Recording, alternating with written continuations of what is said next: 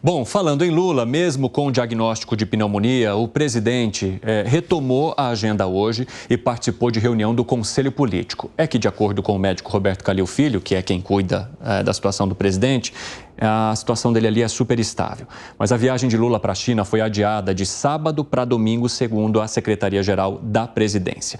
Vamos colocar esse assunto aqui num debate rápido com os nossos comentaristas. Vocês acreditam que a mudança de um dia possa fazer diferença ou possa prejudicar de alguma forma essa agenda de investimentos que estão sendo buscados por Lula com um parceiro tão importante como a China, Piperno? Não, acredito que não, até porque uma grande parte dessa delegação, composta inclusive por muitos empresários, principalmente ligados ao agronegócio, já foi. Tem gente que já chegou à China, enfim. Então, eles já estão começando a conversar, negociar. Então, eu acho que essa parte, ela vai tomar o seu caminho natural. Ele vai, obviamente, negociar algumas coisas com o governo chinês e esse atraso, esse adiamento de 24 horas não vai ter impacto algum, até porque o que está na mesa são tratados importantes, né? Por exemplo, vai se falar sobre 6G, sobre, por exemplo, instalação de uma fábrica de automóveis na Bahia, instalação de fábricas de semicondutores. Parece que o governo brasileiro negocia com a China até linhas de crédito, investimentos, aí, coisa de em torno de 20 bilhões de reais. Então, tem coisa muito grande, muito importante que naturalmente não vai ser impactado por esse atraso de um dia. E eu acho, sim, que essa visita é muito necessária, é muito importante e é, sim, uma grande janela de negócio que se abre. Agora, há questões que certamente vão ser muito debatidas depois. O Lula, por exemplo, vai visitar a fábrica chinesa, ou pelo menos tem um convite para visitar a grande fábrica chinesa fornecedora de tecnologia 5G e 6G. Isso certamente vai causar ruído, porque claro que os Estados Unidos não vão ficar nem um pouco felizes em relação a isso. Segré, você concorda com o Piperno? Sim, eu prestaria muita atenção na agenda, especificamente para os acordos. São aproximadamente 20 acordos, que são acordos que já estão negociados. Os técnicos e os diplomáticos já fizeram a sua parte, o seu trabalho, e o presidente Lula apenas vai e assina. Mas há um em particular que não está sendo mencionado como possível ou como concreto, que é a nova Rota da Seda, em que a China manifesta vários investimentos no redor do mundo. Seria 60% da população mundial e 30% do PIB mundial que atinge essa nova Rota da Seda. Na América Latina já tiveram alguns países, a Argentina já assinou, e é uma questão de muita transcendência. Então, um dia mais, um dia menos, não vai modificar absolutamente nada, e me parece que seria o lado bom de Lula estar na China é que evita falas como a de ontem, totalmente desacertadas. Era isso que eu ia puxar contigo, Vinícius Poit, porque a gente acabou de discutir o que os improvisos de Lula têm provocado de consequência na política, na economia. Em que Lula precisa se concentrar nessa viagem à China para que, de fato, seja uma viagem que traga investimentos para o Brasil? Evandro, na minha opinião, falar desses acordos comerciais, falar do futuro, falar do que dá para trazer de investimento. E é óbvio, gente, o papel dos jornalistas, né, eu tive uma breve experiência lá como político, é cutucar mesmo, né, é fazer as perguntas difíceis. E o Lula devia estar mais do que calejado, né? Algumas perguntas você não precisa responder, né? Tem tanto político que pergunta uma coisa e ele responde outra. Então, fale sobre as pautas desta viagem, né, presidente, com todo respeito aí, fazendo essa sugestão, que além desses acordos e o que o Piperno já falou, tá ali a compra de commodities. A China compra muita coisa do Brasil, desde do nosso agro, do nosso minério, inclusive falando em agro, né, o maior processador de carne aí do mundo, ali o grupo JBS, está sendo representado também pelo Joesley, os irmãos Joesley e Wesley Batista, que estão ali na caravana do presidente da República. Então, presidente, foque nos acordos e nos negócios bons para o Brasil. Vamos parar de criar polêmica. Sobre aqueles integrantes dessa comitiva, Piperno, vi que você reagiu agora, apenas concordou, você quer colocar mais alguma coisa? Na verdade, o Poit cita os irmãos Joesley, os irmãos Batista. O grupo JBS estava olhando, eu vi uma parcial da lista dos integrantes dessa delegação. O Grupo JBS tem 6 executivos. É o mais bem representado de todos os grupos empresariais do Brasil. Ou seja, se o apetite da China em comprar commodities brasileiros é imenso, o apetite deles para buscar mercados é maior ainda, né? Então, realmente eles estão indo com tudo. E o Lula, de fato, assim, essa é a parte boa que ele pode realmente explorar. Ele, é óbvio que tem deixado aí muitos flancos abertos aí para que os opositores explorem com toda a razão, com toda a justiça. Se fosse o inverso, ele faria o mesmo. Mas, de qualquer forma,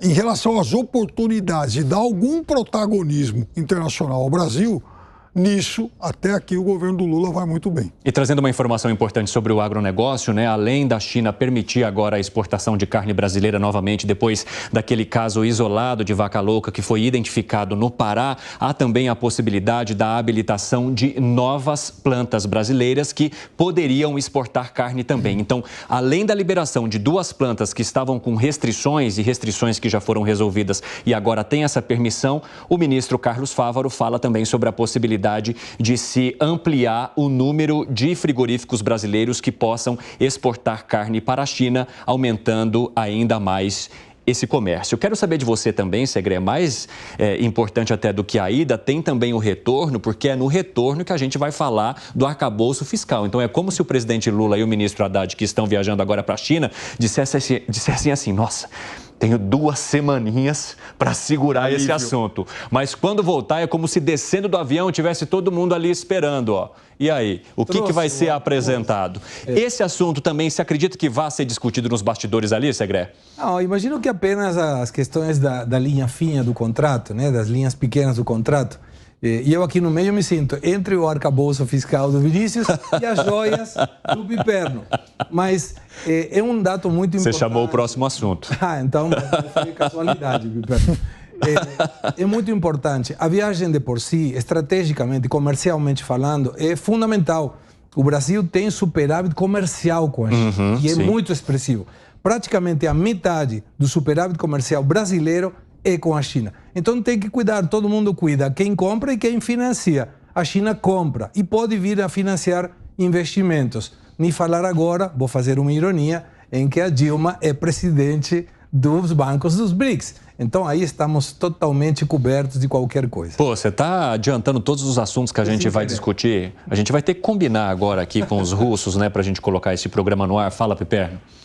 Não, e dependendo, veja, a gente ainda não sabe qual vai ser o saldo dessa viagem. Agora, dependendo da dimensão desse saldo, e ele pode ser realmente alguma coisa muito significativa ou não, mas se for, pode inclusive contribuir com a questão fiscal. Como? Como? Por exemplo, trazendo investimento.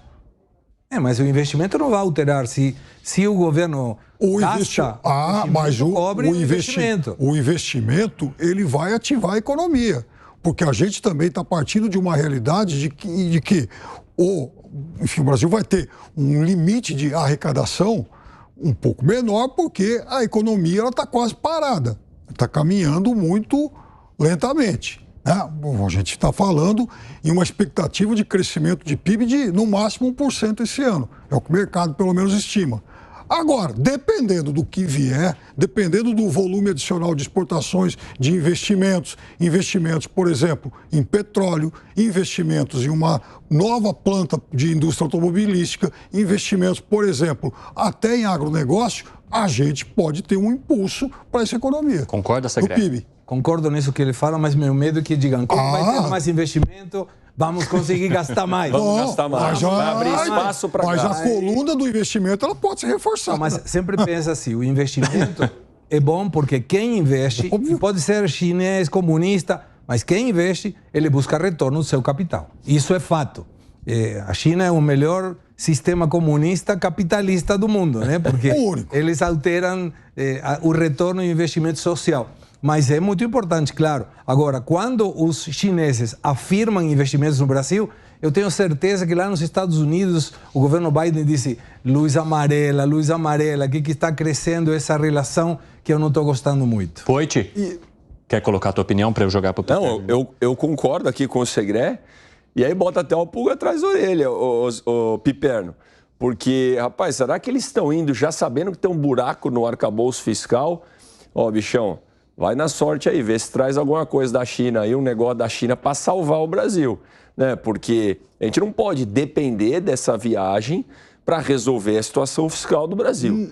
A situação fiscal do Brasil tem que estar equalizada. O que vier de investimento de fora, não só da China, mas de outros países, né, é o adicional. É algo que não pode contar com isso, porque se contar, Piperno, eu concordo com o Segré. Os caras vão, rapaz, conseguir um investimento, abre espaço para gastar mais. E não vamos deixar de olhar para os Estados Unidos, né, gente? Porque primeiro recebe os navios dos iranianos, depois vai para a China e começa a fazer graça. Depois, né, faz um carinho no ditador da Nicarágua. Rapaz, daqui a pouco a gente perde os Estados Unidos. Como outra mais, desculpa. Dia 17 de abril vai ter o vice-chanceler russo aqui. Nossa Senhora. Então, tem uma... Puxa, mas é exatamente essa agenda que ela é muito importante e significativa. Ou seja, isso é altivez.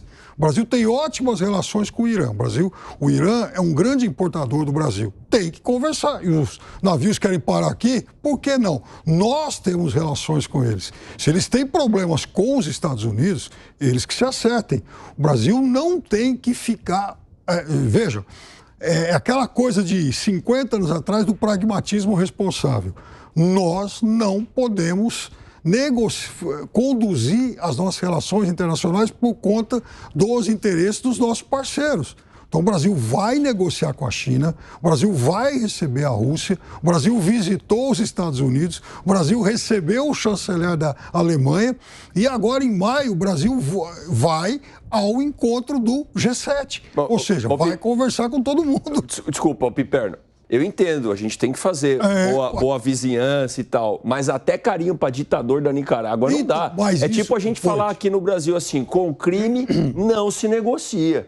O resto, relação republicana, tudo bem. Não dá para a gente se queimar com os Estados Unidos, né, com toda a comunidade que assinou a carta lá protestando contra a Nicarágua, com Israel, para fazer moral com o Irã, né, Piperno? Então vamos... O Brasil, assim, entre o Irã e Israel, o Brasil tem... melhores negócios com o Irã. Mas vamos lá. O Brasil, em relação à Nicarágua, tomou uma posição muito ruim ao não ser um dos 50 e poucos signatários da carta que você citou.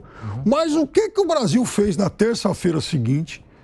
O Brasil enviou uma outra carta condenando as perseguições políticas, condenando a violência, condenando o autoritarismo do regime e se colocando à disposição para receber as pessoas que serão expulsas pelo regime. Segredo. De certa forma, o Brasil reconheceu que tinha errado 3, 4 dias antes. Uma das teorias mais importantes das relações internacionais é a teoria da interdependência. Essa teoria da interdependência indica que eu te mando produtos e você me manda produtos. Dependemos, interdependemos. Não é uma questão de ida só ou de volta só.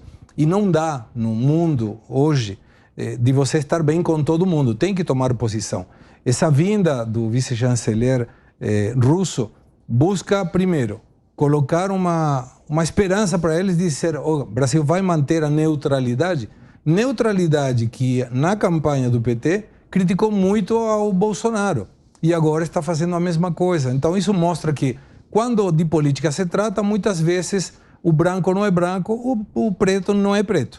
Mas é uma questão entendível, agora tem limites, na minha humilde opinião. Permitir que os navios iranianos venham no porto do Rio de Janeiro, para mim, ultrapassou nessa teoria da interdependência esse limite. Ultrapassou, Piperno, só para a gente amarrar esse tema? Não. O Brasil tem ótimas relações com o Irã. E não havia sentido o Brasil negar, de fato, esse abrigo aos navios iranianos.